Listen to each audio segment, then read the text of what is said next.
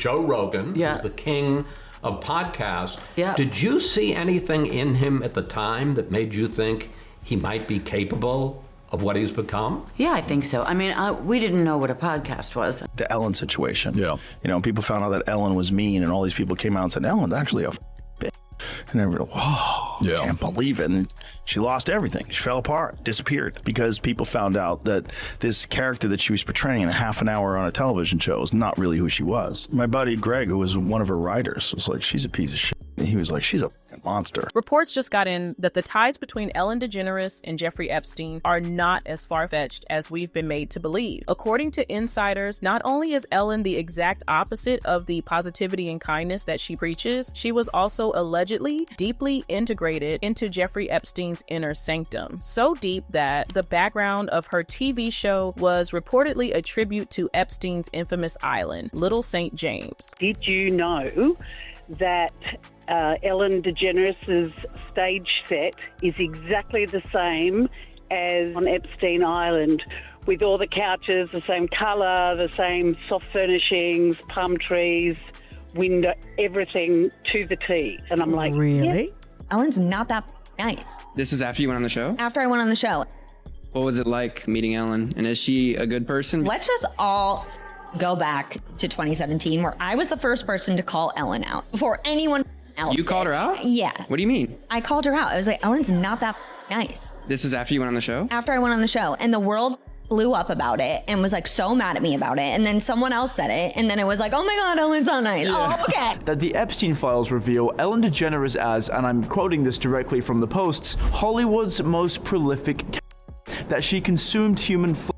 For a long time, Ellen DeGeneres has been the center of drama and wild conspiracy theories. There have been reports from former staff members complaining of a bad work environment. It didn't have to go down this way. She could have been brilliantly talented in front of the camera and carried that backstage, and she didn't. Every Friday we were shaking, who's going to get fired this Friday? There have been whispers of Ellen's name in the Epstein files alongside pizza consumption. It's a crazy idea that I will order pizza, and so if I do, I don't want it to go to waste. Who will eat pizza if I... Jennifer, yes? Harrison? Then there's this chilling revelation from Joe Rogan that completely pulls the curtains wide open. On October 18, 2017, Ellen DeGeneres sat down with Yessis Campos and Stephen Schuck, the only two known contacts to the Las Vegas hitman Stephen Paddock. This was the only interview that both of these men ever agreed to, during which they discussed the shocking events of October 18. But an interview like this doesn't just happen out of the blue. Stephen Paddock, and do not ask me for sources, but Stephen Paddock. Who's that? He was the guy that shot up the Vegas concert. That was a very tragic thing. Listen to this. The only guy that saw Stephen Paddock alive, his name is Jesus Campos. He was a guard at Mandalay Bay. He got interviewed nowhere else. You know where he got interviewed in the beginning? Ellen. Really? Weird. And then they went on, if you could find that clip, they went on with a weird like diagram of how it happened, and Ellen's like showing the people how it happened. Not like an emotional, like how are you feeling, how are you holding up? It was a weird diagram of like, and then he went to the left and to the right. It was very strange to, look, what the hell's going on? This is a daytime show. You walk out of this and this just slammed? Well, when I was in between that area, I was calling security dispatch to get transferred to engineering. They didn't know anything about it, so they dispatched an engineer to go verify what that was. That's when you got called? Yes. Okay. And at that time, I heard what I assumed it was drilling sounds. For a feel-good daytime TV show centered on comedy and family, people began to question what business Ellen had with interviewing these men in the first place. But the one question that kept ringing through the back of everyone's mind is, how does an ordinary TV host land the only opportunity to interview the two men who were at the center of the deadliest mass shooting by a lone gunman in United States history? Paddock then turns the deadbolt to room 134. At 10:05, his rampage begins.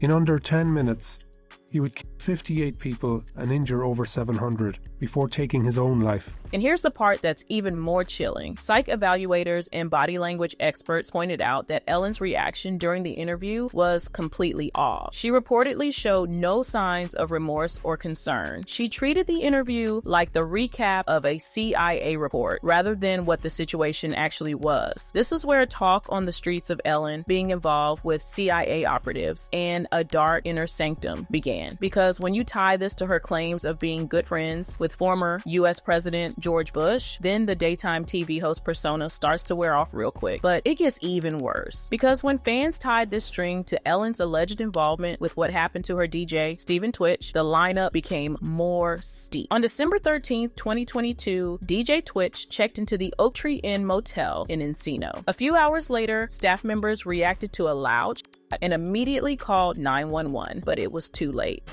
All right, we do have some tragic breaking news coming into our newsroom right now.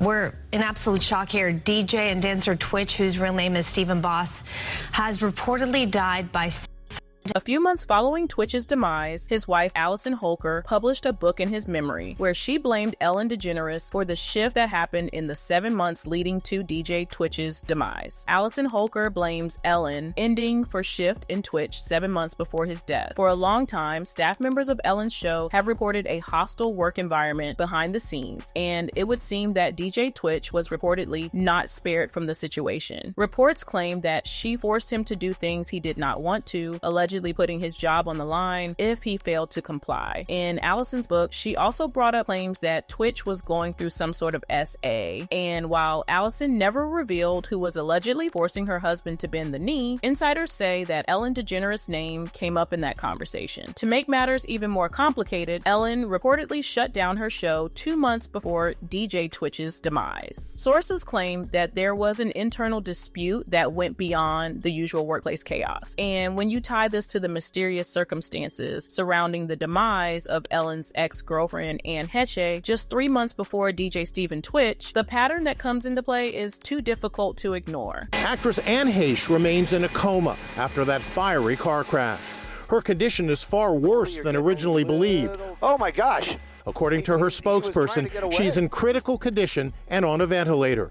Her burns will require surgical intervention, and she has significant pulmonary injury. Roughly 30 minutes before her car crashed, Anne Heche stopped by a hair salon in Venice Beach to buy a bright red colored wig. Sources believe that she was on the run, allegedly from something that had to do with Ellen, and that wig was her disguise. Here's what a few commentators had to say about how mysterious Anne's passing was. News articles everywhere say she never regained consciousness after impact, and unalived from catastrophic brain injury. She sat up on the gurney and there was no blood on her head or the gurney. What's going on here? He looked up top and said, "Hey, can I buy that red wig?" I said, "Sure." So I went up to grab it for her. I told her, I said, "It's not cut or styled."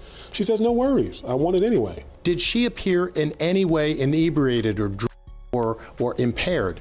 She did not. She wasn't slurring her words. She had bright, beautiful blue eyes. She was just a sweet girl. So nobody's gonna talk about her asking him for a red wig at the salon. Seems like she was trying to disguise herself, like she was running from someone and crashed her car trying to get away. Anne Heche was reportedly working on a documentary exposing CT rings and adrenochrome harvesting in Hollywood, then was suddenly in a car crash. Whispers have been going around in Hollywood for decades about young celebrities being nurtured for sinister purposes behind the scenes. And in the same room where Diddy, Usher, Harvey Weinstein, and Jeffrey Epstein's names were mentioned, sources allude that so was Ellen DeGeneres. According to reports from insiders like Cat Williams, Jaguar Wright, and now Joe Rogan, Ellen's platform was one of the many that were allegedly used to buy young celebrities into a life they did not bargain for. Point in time to talk about Epstein and to talk about Diddy and to not see them as the same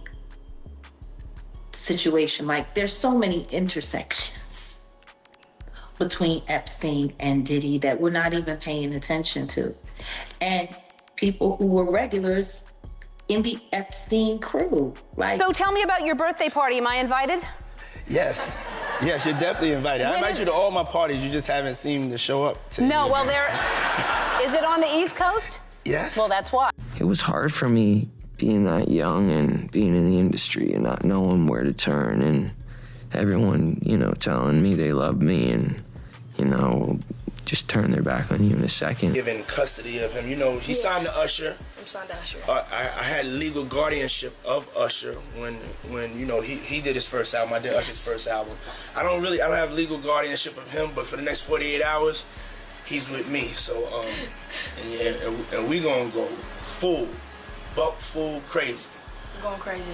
Thousands of individuals subscribe to the idea that Ellen's connection to Diddy and Jeffrey Epstein on paper portrays a person that is beyond mean. These sources allude that Ellen was a predator. According to behavioral analysts, this would explain her behavior of setting up cameras in the bathroom while she had guests over on her show. Back then, she would disguise the act as a harmless prank. But in light of her ties to Diddy and now allegedly Jeffrey Epstein, the behavior becomes difficult to ignore, which begs the question of what exactly Twitch or Anne Heche knew. What were they allegedly about to expose about Ellen DeGeneres? Right now, we want to know what you think about this situation. Is Ellen really the kind and happy person she built her entire career on, or was she truly involved in something sinister behind the scenes? Let us know your thoughts and opinions down in the comments. Don't forget to hit that like and subscribe button too. Thanks for watching.